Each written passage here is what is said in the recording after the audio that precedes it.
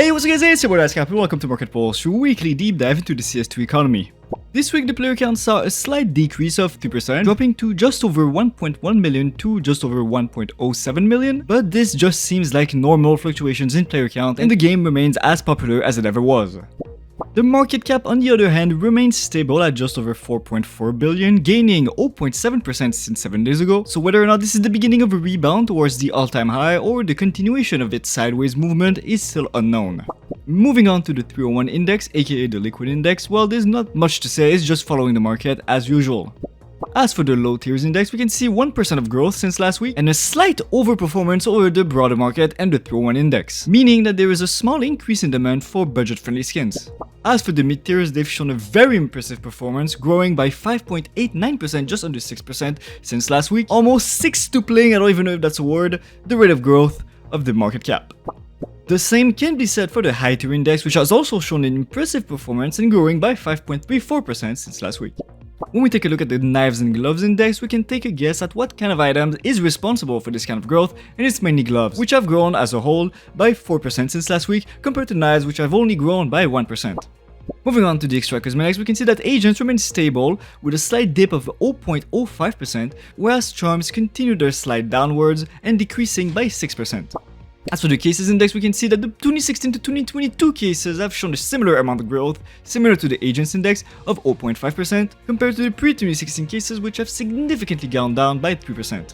Therefore, the market pulse this week is hungry. The price spikes in the bank, Italy, Lake, and original trend collections have shown that there is investor demand for items that have shown investing potential, and the performance of the fever case that we're just about to analyze has shown that players are more willing than ever to spend money on the game.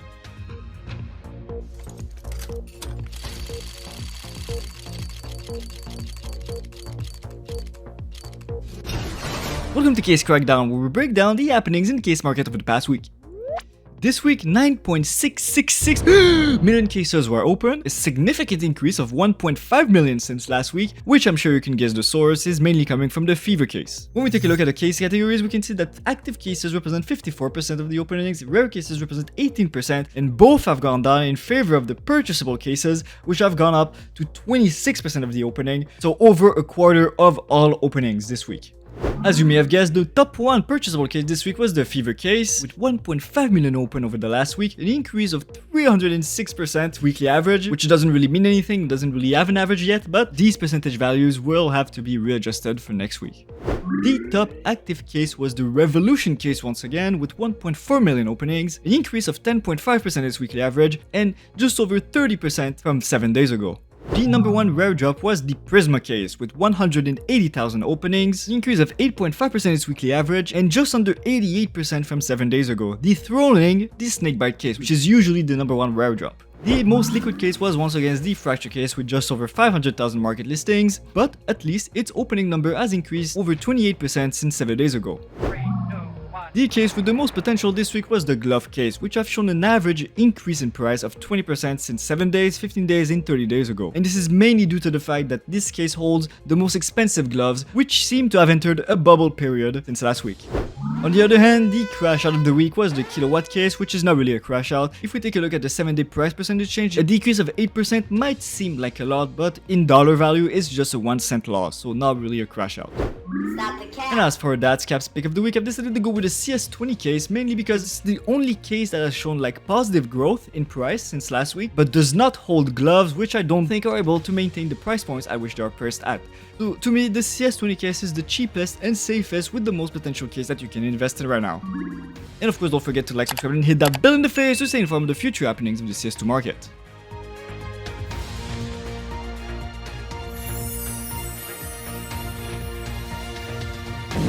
Welcome to Winners and Losers, starting off with the cases winners, and as you can see, the glove case has just been destroying records, and the two following cases, the Snakebite case and the clutch case, have also seen an increase in price, mainly because their extraordinary items are gloves and not knives. Now, I personally believe that gloves are in a bubble, and I would strongly discourage anybody from investing in them.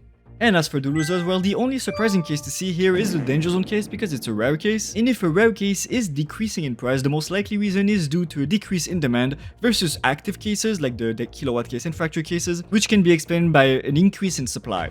Moving on to the winners for the play skins, we can see the M41S Hot Rod, the M44S Spider Lily, and the Op Silk Tiger. And the main thing that these three skins have in common is the fact that they come from either discontinued cases or discontinued collections. And as for the losers, we can see that they're all AK-47 skins, which is a huge divergence from the trend where the winners for the play skins were mainly AK skins. So it would appear that the price for AKs has been inflated, it is now coming back to normal. As for the knives winners, well, the trend continues, the good looking, very expensive knives continue their trend upwards. And as for the losers, well, they're not really losers. As you can see, the biggest loser, the Huntsman Knife Lore, has not even seen a 2% drop, and so these just seem like normal market fluctuations. The gloves winners were definitely the anomaly of this week. Expensive gloves, especially from the glove case, have seen an incredible rise in price, going as high as 43% over the last week. Now to me, this definitely seems like a bubble, and so I would not say glove owners to sell, but they probably should. And as for the losers, well, there's no surprise, but the ugly gloves have lost value this week. This is no surprise.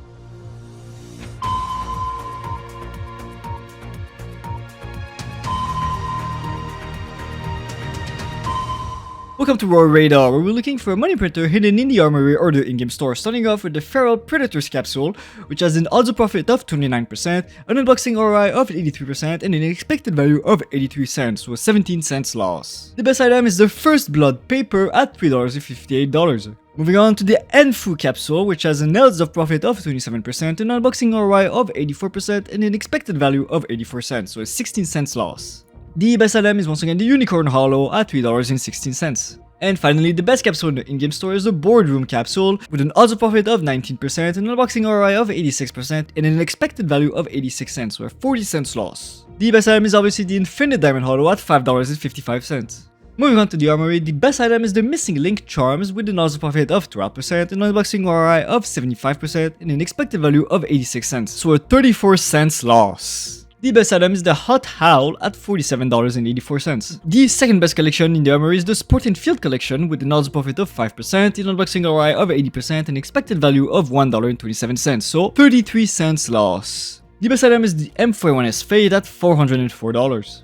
And finally, the best collection in the armory and in the whole game is the Elemental Craft collection, with an odds of profit of 24%, an unboxing ROI of 97%, and an expected value of 39 cents, so a 1 cent loss. The best item is the Ruby Wave at $8.78. Thank you guys for listening, I'll see you guys next week. Peace.